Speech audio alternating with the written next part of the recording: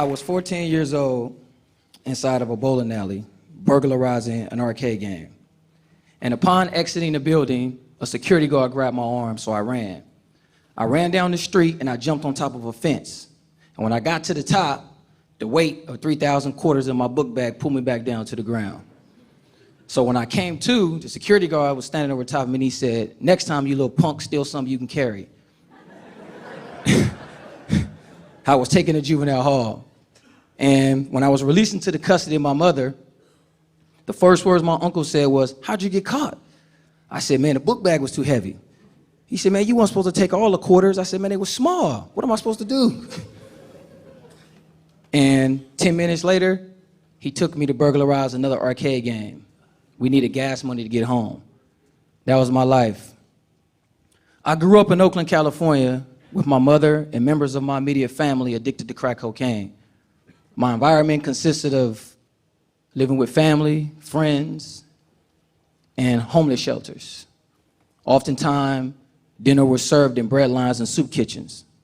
The big homie told me this: money rules the world and everything in it. And in these streets, money is king. And if you follow the money, it'll lead you to the bad guy or the good guy. Soon after, I committed my first crime. And it was the first time that I was told that I had potential and felt like somebody believed in me. Nobody ever told me that I could be a lawyer, doctor, or engineer. I mean, how was I supposed to do that? I couldn't read, write, or spell. I was illiterate. So I always thought crime was my way to go. And then one day, I was talking to somebody and he was telling me about this robbery that we can do. And we did it. The reality was that I was growing up in the strongest financial nation in the world, the United States of America, while I watched my mother stand in line at a blood bank to sell her blood for $40 just to try to feed her kids. She still has the needle marks on her arms to this day to show for that. So I never cared about my community. They didn't care about my life. Everybody there was doing what they was doing to take what they wanted. The drug dealers, the robbers, the blood bank. Everybody was taking blood money. So I got mine by any means necessary. I got mine. Financial literacy really did rule the world. And I was a child slave to it, following the bad guy. At 17 years old, I was arrested for robbery murder. And I soon learned that finances in prison rule more than they did on the streets, so I wanted in. One day, I rushed to grab the sports page of the newspaper so my cellie can read it to me. And I accidentally picked up the business section. And this old man said, "Hey, youngster, you pick stocks?" And I said, "What's that?" He said, "That's the place where white folks keep all their money." And it was the first time that I had saw a glimpse of hope, a future. He gave me this brief description of what stocks were, but it was just a glimpse. I mean, how was I supposed to do it? I couldn't read, write, or spell. The skills that I had developed to hide my illiteracy no longer worked in this environment. I was trapped in a cage, prey among predators, fighting for freedom I never had. I was lost, tired, and I was out of options. So at 20 years old, I did the hardest thing I'd ever done in my life. I picked up a book. And it was the most agonizing time of my life. Trying to learn how to read, the ostracizing from my family, the homies. It was rough, man. It was a struggle. But little did I know, I was receiving the greatest gifts I'd ever dreamed of. Self-worth, knowledge, discipline. I was so excited to be reading that I read everything I can get my hands on. Candy wrappers, clothing logos, street signs, everything. I was just reading stuff. Just reading stuff. I was so excited to know how to read and know how to spell. The homie came up and said, "Man, what you eating?" I said, C-A-N-D-Y, candy. He said, "Let me get some." I said, N-O, no. It was awesome. I mean, I can actually now, for the first time in my life, read. The feeling that I got from it was amazing. And then at 22, feeling myself, feeling confident, I remember what the OG told me. So I picked up the business section of the newspaper. I wanted to find these rich white folks. So I look for that glimpse. As I further my career in teaching others how to financially manage money and invest, I soon learned that I had to take responsibility for my own actions. True, I grew up in a very complex environment, but I chose to commit crimes, and I had to own up to that. I had to take responsibility for that, and I did. I was building a curriculum that could teach incarcerated men how to manage money through prison employments. Properly managing our lifestyle will provide transferable tools that we can use to manage money when we re-enter society, like the majority of people did who didn't commit crimes. Then I discovered that according to MarketWatch, over 60% of the American population has under $1,000 in savings.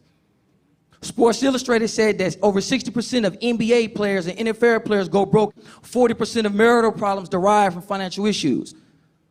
What the hell? You mean to tell me that people work their whole lives buying cars, clothes, homes, and material stuff, but we're living check to check? How in the world were members of society going to help incarcerated individuals back into society if they couldn't manage their own stuff? We screwed. I needed a better plan. This is not going to work out too well. So I thought I now had an obligation to meet those on the path and help. And it was crazy because I now cared about my community. Wow, imagine that. I cared about my community. Financial illiteracy is a disease that has crippled minorities in the lower class in our society for generations and generations. And we should be furious about that. Ask yourselves this: how can 50% of the American population be financially illiterate in a nation driven by financial prosperity?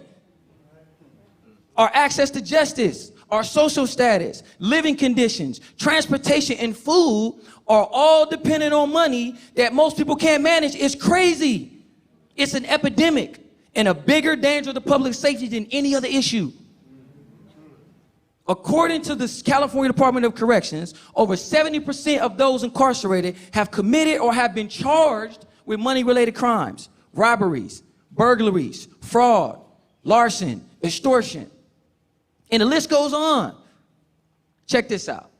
A typical incarcerated person would enter the California prison system with no financial education, earn 30 cents an hour, over $800 a year, with no real expenses, and save no money. Upon his parole, he will be given $200 gate money and told, hey, good luck, stay out of trouble, don't come back to prison. With no meaningful preparation or long-term financial plan, what does he do? At 60, get a good job or go back to the very criminal behavior that led him to prison in the first place? You taxpayers, you choose. Well, his education already chose for him, probably. So how do we cure this disease?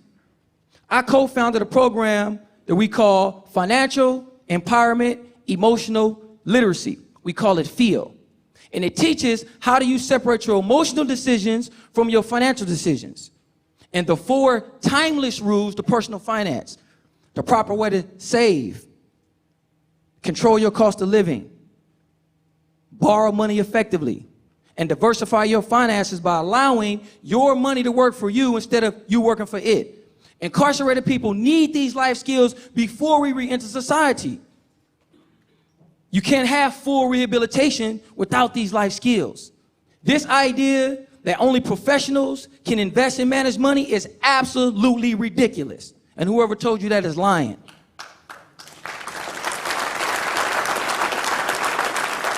A professional is a person who knows his craft better than most. And nobody knows how much money you need, have, or want better than you, which means you are the professional. Financial literacy is not a skill, ladies and gentlemen. It's a lifestyle. Financial stability is a byproduct of a proper lifestyle. A financially sound incarcerated person can become a taxpayer citizen. And a financially sound taxpayer citizen can remain one. This allows us to create a bridge between those people who we influence, family, friends, and those young people who still believe that crime and money are related. So let's lose the fear and anxiety for all the big financial words and all that other nonsense that you've been out there hearing. And let's get to the heart of what's been crippling our society from taking care of your responsibility to be better life managers. And let's provide a simple and easily to use curriculum that gets to the heart of what financial empowerment and emotional literacy really is. Now, if you're sitting out here in the audience and you saying, oh, yeah, well, that ain't me and I don't buy it, then come take my class. So I can show you how much money it costs you every time you get emotional.